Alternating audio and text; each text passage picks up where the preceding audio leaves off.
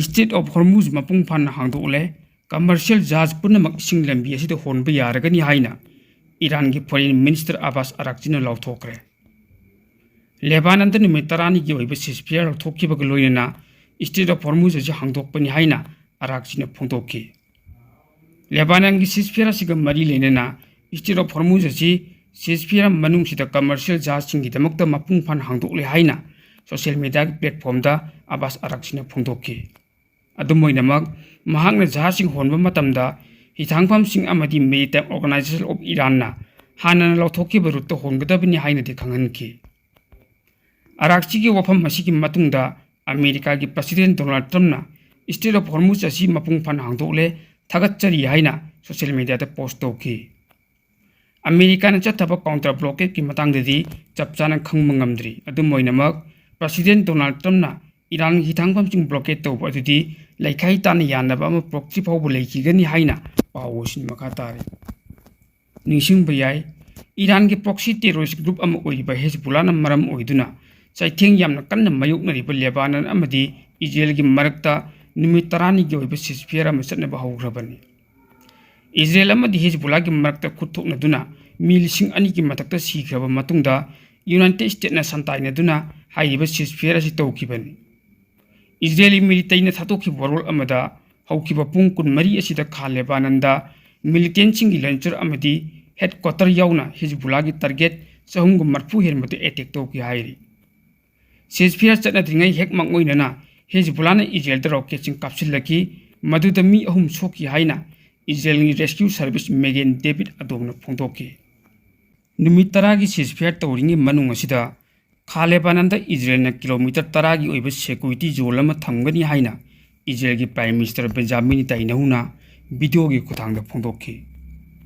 Khongthang asi security singi damakta darkar tabagini Israel force na withdraw tawroi haina Netanyahu na phongdokki. Ceasefire tawribasi Israel amadi Lebanon gi marakta ing thaba lehennabagi itihasik oiba khudongchaba amani amadi Hezbollah bu khulai pahendanabagi tanja amasuni haina mahakna makha taki. Marak asida United States ki President Donald Trump na sayol ama ani asida Israel ki Prime Minister Benjamin Netanyahu amadi Lebanon ki President Joseph Aoun ga unargani haina phongdokre. Aikhoina mifam ama pangthokani haina thajai masi chahi nifum mari ki matungda ahanbu oigidori.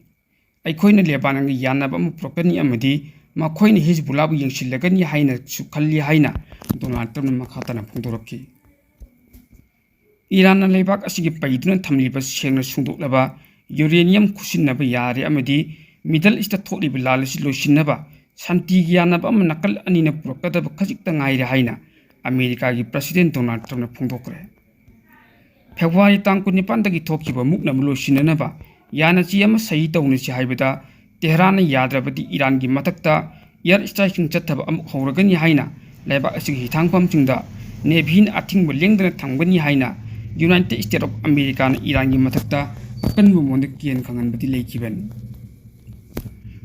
Lebanon da numit tarani gi ceasefire lauthokhlaba pung khare gi matung Iran numita Israel gi defense minister na militant group Hezbollah gi mayokta campaign mapung phadri haina phongdokre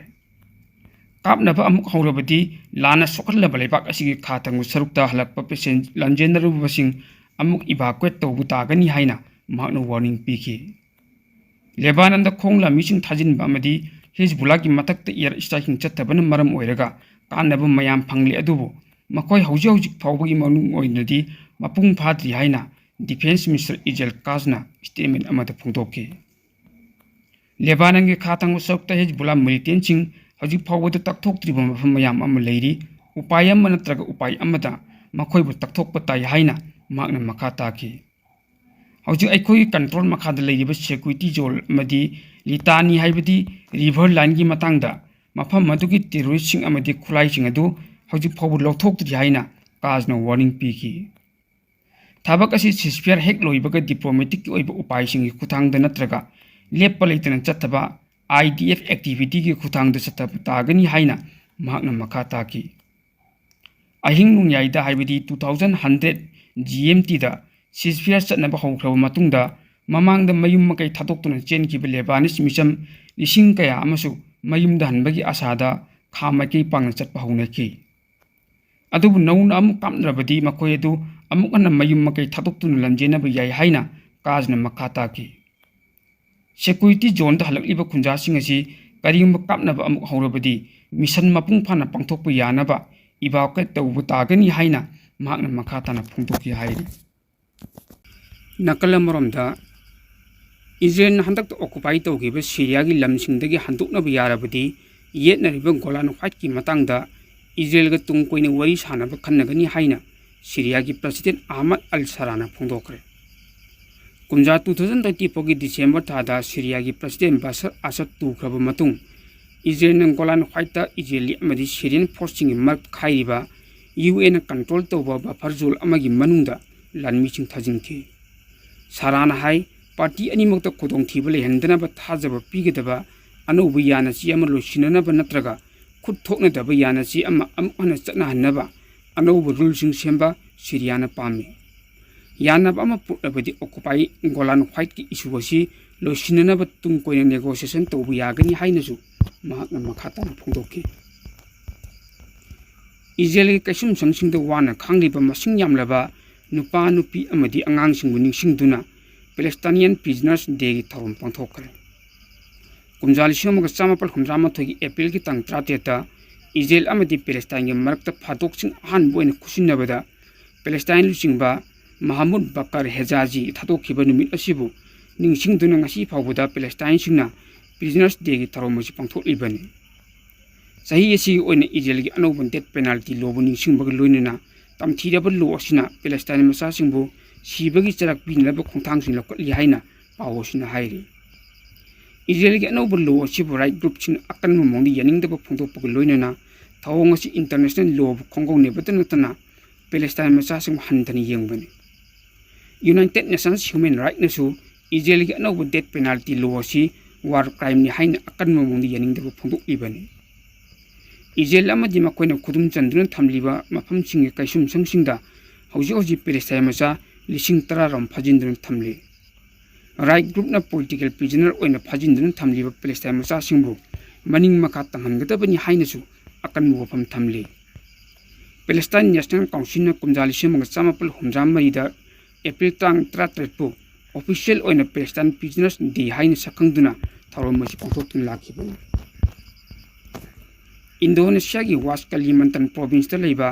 असुकप उमंग अमदा helicopter अमा काइबदगी मियोय निपान सिग्रे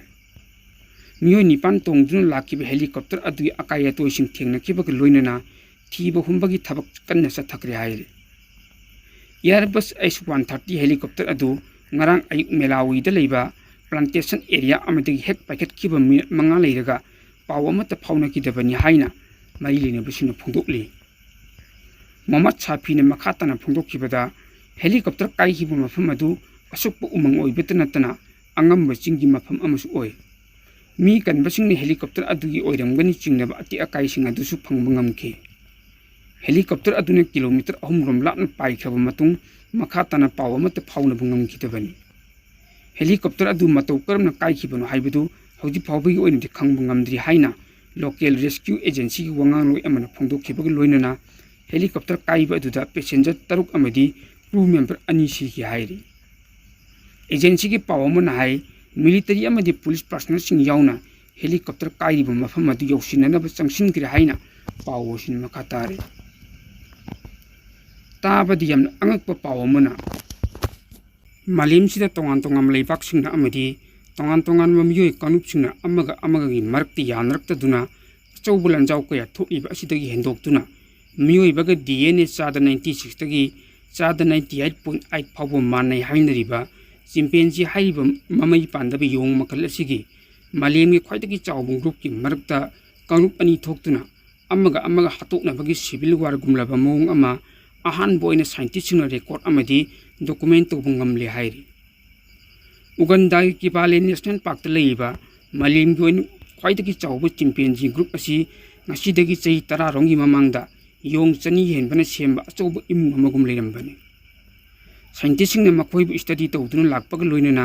कुमजा 2002 के सुकना 15 दगी group असिगी मरक्ति यानरक्तबगी मोंग मत उब funky मसिगी मतुंग कुमजा 2002 के सुकना 19 दा मालेमगी ख्वाइदगी चावबु चिम्पेंजी group असी western अमदी central हाइन कांगरूप अनि खाइदोक्तुना अमगा अमगे हेंजिनदना लेबा साइंटिस्टना उखि मरक मरक कांगरूप अनि असिगी मरक उंखतनबगी थोंग थेंगनतुना लाक्लबसु हौखिबा सही अमरोम असिगी मनुंगदा कांगरूप अनि असि अंगकप फंगना खतना चैनबा अमदी खुटपु ओइना चत्तुना अतोपा कांगरूपकी चिंपेंजी सिंग हाटनबा होटनबगी थोंग उबा ngambadana tana हौजि फावबदा योंग कुनिपालम खतना चैनबदी सिग्रे मसिगी मनुंगदा योंग मचा 34 यावी अमदी अतमनना योंग मचासिंग टारगेट तौबगी मोंग मतौसु उबा फंगी योंग लाबासिंगना पेट्रोलिंग चत्तुना ngamkhai ngakpada natana naitom thorpa yeknabagi yongsing adubu ambush tawnabu hotnabagi loinana lam khopchinnabagi matawsu uba phangi asigumba phibam asida lor lamadi lining leitaba khunai phawbuda ungkhatnabagi thong lei haina scientistna nungnangma phongdoki hairi atopa pawamana mapan leibakta thabak suba indian singgi phibamgi matangda yamna nungaitaba statisticsna piba report amagi matung ina hauhiba sahi manga asida अयाम्बन gulf लेबाकसिंगदा नुमित खुदिंगी India मसा कुन हेना सी हाइरी ministry of state for external affairs की टी बर्डन सिंहान पीहिबा डाटा अमगी मतुंग इना कुमजा 2021 अमदी कुमजा 2025 की मरकता मपान लेबाकता सीबा इंडियन वर्कर की अपुनबा मसिंग लाख अनिगा लिसिंग हुमदाते निफु यौग्रे अदुबु सीबगी मरमदी हाइबा डाटा अदु पीखिदे मपान लेबाकता कुमजा 2021 दा इंडिया मसा लिसिंग निपान के चनी कुंथा मरी सिदुना असुमना सिबदो क्वाइदगी मसिंग यामबो ओइखे मसिगी मथंगदा कुमजा 2022 दा मपालेबकता इंडियन लिसिंग तरुक का चतुर्था मरी 2023 दना लिसिंग तारिक का चनी मौद्रा मथोय 2024 दना लिसिंग तारिक का चत्रेट निफु तारेट अमदी कुमजा 2025 दा लिसिंग तारिक का चनी पन्यांखै मरी सिखि सिखिबसिंग असिगी अपुनबो मसिंग चाद मरफु तरुक हेना गल्फ लेबाकसिंग दो ओइखे यूनाइटेड अरब इमिरेट अमदी सऊदी अरबिया द मथंगसिना लिसिंग 39 की चहुम मरफु अमदी लिसिंग 39 के चत्रि यांखै तरे सिखि मसिगी मथंगदा कुवैत लिसिंग 3 मौद्रा ओमान द लिसिंग 2 के 19 मलेशिया द लिसिंग 1 अमदी कतार द लिसिंग 1 लै राइट टू इंफॉर्मेशन ITI की पखुमसिंग अमदी कॉमनवेल्थ ह्यूमन राइट इनिशिएटिव की पीबा पार्लियामेंटरी रिकॉर्ड की एनालिसिस ती युमफम ओइबा कुमजा 2018 की PTI की रिपोर्ट अमना 2012 अमदी 2018 की मरक नुमित खुदिंग की इंडियन वर्कर 10 रोमदी गल्फ रीजन सी हाइरी मियामदा खंगनजबा अमा इपेक टीवी न्यूज़ चैनल असिदा तोवान तोवानबा हिरमसिंगी मतांगदा एडवर्टाइज तौबिनिंगबा मियोयसिंगी ओइना यामना चावना ऑफर पिजरी मरम अदुना एडवर्टाइज तौबिनिंगबा मियोयसिंगना ऑफर असिगी खुदोंचाबा लौबियु हिरम असिगी मतांगदा अपाम्बा मियोयसिंगना मोबाइल नंबर